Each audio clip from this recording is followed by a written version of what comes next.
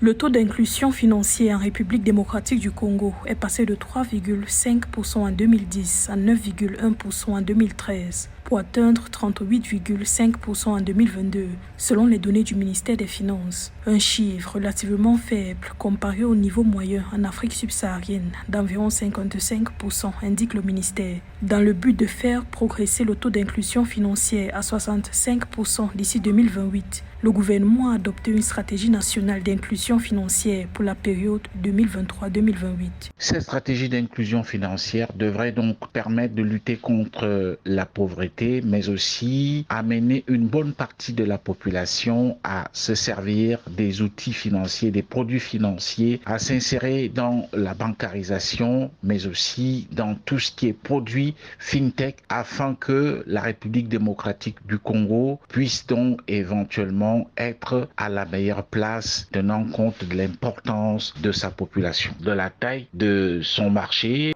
La croissance de la République démocratique du Congo demeure peu inclusive, avec plus de 70% de la population vivant encore sur le seuil de pauvreté, selon les chiffres officiels. La majorité de cette population évolue dans le secteur informel et en milieu rural, avec une exclusion significative du secteur financier.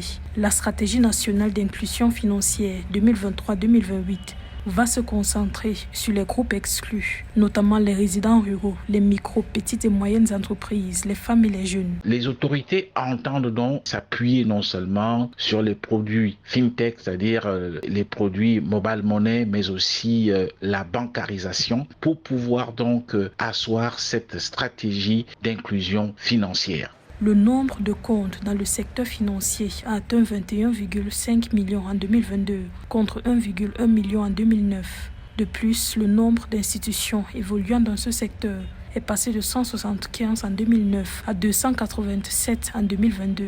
La nouvelle stratégie devrait permettre de renforcer cette progression avec pour objectif de consolider la stabilité monétaire, de renforcer le capital humain et d'améliorer les investissements et le climat des affaires en vue de favoriser l'accélération de la croissance et la réduction de la pauvreté.